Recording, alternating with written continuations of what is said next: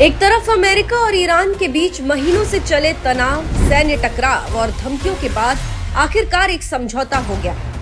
दूसरी तरफ इसी समझौते को लेकर भारत के जाने माने भू राजनीतिक विशेषज्ञ ब्रह्मा चेलानी ने ऐसी टिप्पणी कर दी है जिसने मोदी सरकार के अमेरिका के साथ हुई व्यापार वार्ताओं पर सवाल खड़े कर दिए। सवाल यह है कि क्या ईरान ने अमेरिका जैसी महाशक्ति के सामने अपनी शर्तें मनवा ली और क्या भारत, जो दुनिया की चौथी सबसे बड़ी अर्थव्यवस्था बनने का दावा कर रहा है, अमेरिका के सामने अपेक्षाकृत कमजोर सौदेबाजी कर बैठा।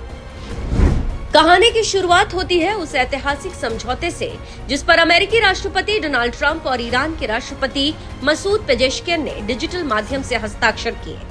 ये वही ईरान है जिस पर वर्षों तक आर्थिक प्रतिबंध लगाए गए, जिसे अंतर्राष्ट्रीय मंचों पर अलग थलग करने की कोशिश की गई और जिसके खिलाफ सैन्य कार्रवाई तक हुई।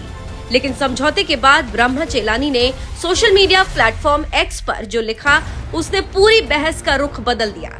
चेलानी ने कहा कि ईरान ने साबित कर दिया कि अगर कूटनीति मजबूत हो और बातचीत की रणनीति सटीक हो तो एक कमजोर देश भी महाशक्ति अमेरिका के साथ लगभग बराबरी की शर्तों पर समझौता कर सकता है। ये सिर्फ ईरान की तारीफ नहीं थी, ये भारत अमेरिका संबंधों पर एक अप्रत्यक्ष टिप्पणी भी थी।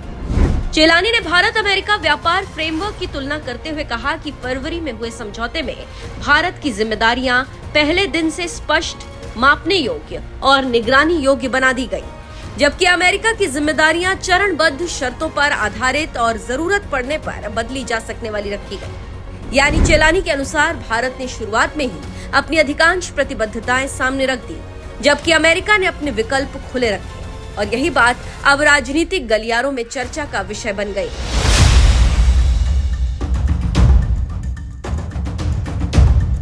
जानकारी देते चले कि G7 की बैठक फ्रांस के एवियन में G7 शिखर सम्मेलन के दौरान पीएम मोदी और ट्रंप की मुलाकात हुई। कैमरे चमक रहे थे, दुनिया की निगाहें इस बैठक पर थी और इसी दौरान विपक्ष को सरकार पर हमला करने का एक नया मौका मिल गया। सुप्रिया सुले ने एक ऐसा सवाल उठाया जिसने सोशल मीडिया पर बहस छेड़ दी।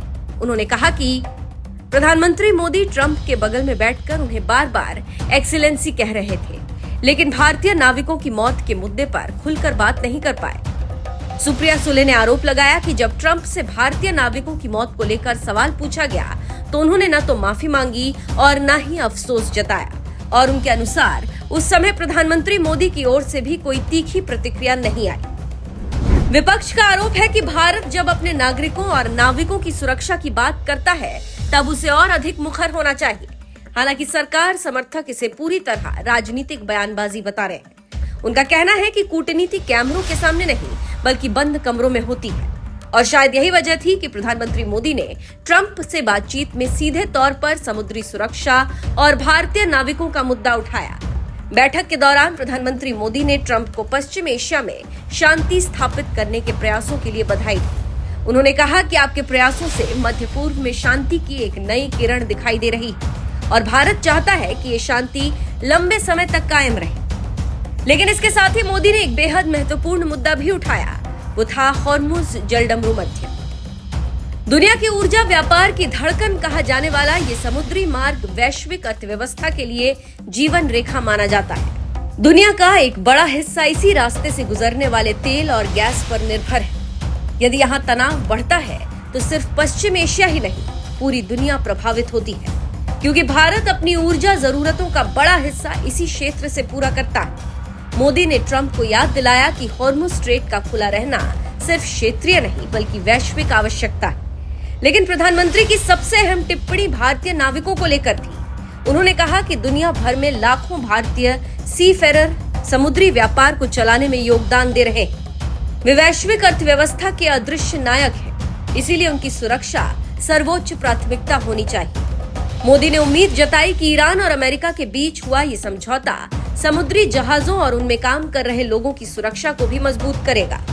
यहीं से ये पूरा मामला सिर्फ कूटनीतिक समझौते का नहीं रह जाता, ये भारत के आर्थिक हितों, ऊर्जा सुरक्षा, वैश्विक व्यापार और विदेश नीति से जुड़ जाता है। क्योंकि यदि ईरान अमेरिका समझौता सफल रहता है तो इसका सबसे बड़ा फायदा उन देशों को मिलेगा जो पश्चिम एशिया पर ऊर्जा और व्यापार के लिए निर्भर है। लेकिन दूसरी तरफ ब्रह्मा चेलानी की टिप्पणी एक बड़ा सवाल छोड़ जाती है। क्या भारत अपनी बढ़ती आर्थिक ताकत के अनुरूप अंतर्राष्ट्रीय सौदेबाजी कर पा रहा है? क्या अमेरिका के साथ रिश्तों में संतुलन बना हुआ है या फिर रणनीतिक साझेदारी के नाम पर भारत कुछ ज्यादा ही लचीला रुख अपना रहा है? ये सवाल सिर्फ विपक्ष नहीं पूछ रहा, विदेश नीति के विशेषज्ञ भी अब इस पर बोलने लगे हैं।